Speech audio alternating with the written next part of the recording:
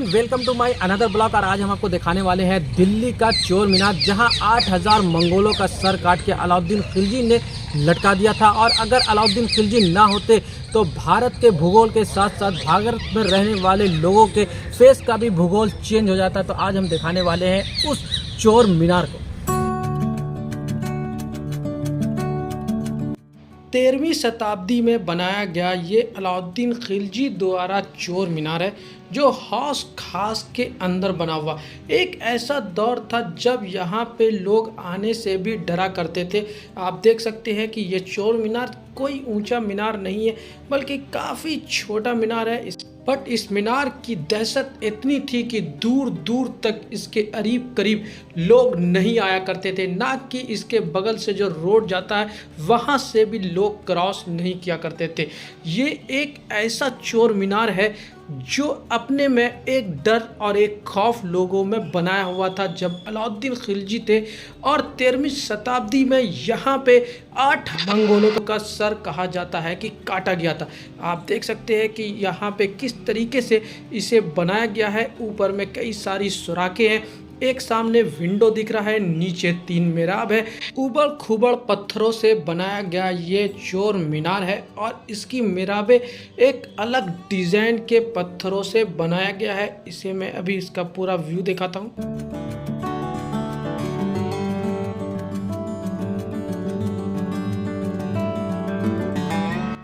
इस चोर मीनार को बनाने का मकसद लोगों को डराना, और वो चोर जो चोरी किया करते थे दिल्ली में, उस चोर का सर काट के यहाँ पर इस सुराख में लटका दिया जाता था। कहा जाता है कि अलाउद्दीन खिलजी के टाइम में कभी भी चोर दूर दूर तक चोरी का नाम नहीं सुना करते थे कि कभी कहीं पर चोरी हो गया। इतनी दहशत थी इस चोर मीनार की कि लोग यहाँ से आने और जाने के लिए भी कभी सोचा करते थे।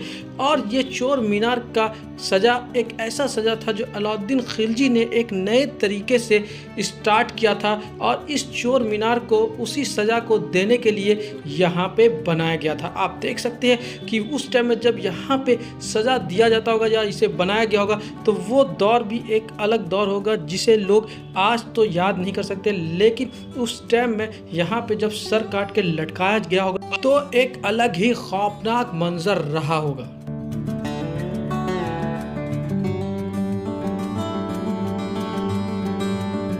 सामने में 2 मेहराब है और एक एंट्री करने का रास्ता है। उसके ऊपर एक विंडो है जो जाली से बंद है।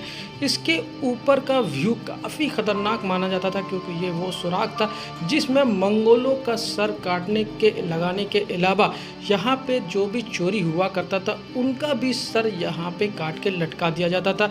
लेकिन यहाँ पे 225 सर भी एक टाइम में मंगोलों का लटकाया गया था। अलाउद्दीन खिलजी ने मंगोलों को डराने के लिए और उनके दिल में दहशत बनाने के लिए कि वो कभी भारत पर आक्रमण ना करे, उन्होंने 8000 मंगोलों का सर, मैंने बताया था कि यहाँ पे लटका दिया था। मंगोल अलाउद्दीन खिलजी के नाम से इतना डरते थे कि कभी भी उन्होंने भारत पर आक्रमण करने के बारे में दोबारा नहीं सोचा।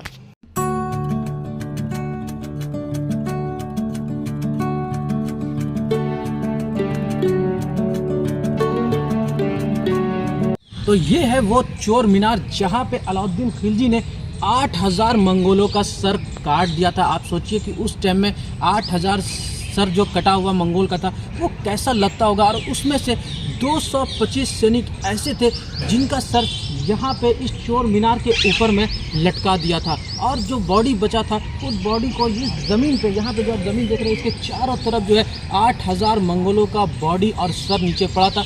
यहाँ कहते हैं कि इतना ऊंचा हो गया था कि यहाँ पर एक और चोर मीनार के इतना ऊंचा एक उनका बॉडी बन गया था। तो यहाँ पे वो जगह है जहाँ पे 8000 मंगोलों का बॉडी था, और ये एक हॉन्टेड प्लेस में से एक प्लेस दिल्ली का माना जाता था। उस टाइम में यहाँ से लोग आने जाने से भी डरा करते थे। हालांकि अब तो यहाँ पे आप देख सकते हैं कि चारों तरफ जो है मकानें बन गई है, लेकिन ये एक वक्त में काफ़ी डरावना जगह रहा करता था अलाउद्दीन खिलजी के टाइम में। मंगोल इतने खतरनाक थे कि आप ये समझ सकते हैं कि इंसान के रूप में मंगोल एक शैतान थे। जी हाँ, वो ऐसे थे कि उनके रास्ते में जितने भी जीवित चीज़ें आती थी वो उसे खा लिया करते थे। यहाँ तक कि इंसानों को भी वो खा लिया करते थे। इसलिए उनके अंदर इतनी ताकतें थी कि वो कई मील जो है वो 24 घंटे में चल लिया करते थे। जब उन्हें प्यास लगा करता था तो वो ऊँट के पैर को काट कर उसका खून पिया लिया करते थे, या ऊँट के पेट को काट कर उसके अंदर जो पानी बचा करता था उस पानी को पी करके वो अपने सफ़र को चला करते थे। तो वो बहुत ही ख़तरनाक थे मंगोल, और वो किसी को भी नहीं गदानते थे। इसलिए भारत को बचाने के लिए अलाउद्दीन खिलजी से लेकर गियासुद्दीन तुगलक ने मंगोलों से लड़ाई की और मंगोलों को भारत से खदेड़ निकाला। तो फ्रेंड, ये ब्लॉग होता है मेरा यहीं पे ख़त्म। उम्मीद करते हैं कि आपको मेरा दिखाया हुआ ब्लॉग जो है वो काफ़ी पसंद आ रहा होगा। अगर पसंद आ रहा तो प्लीज़ मेरे चैनल को लाइक और सब्सक्राइब ज़रूर करें। आइए हम चलते हैं एक नए ब्लॉग की तरफ।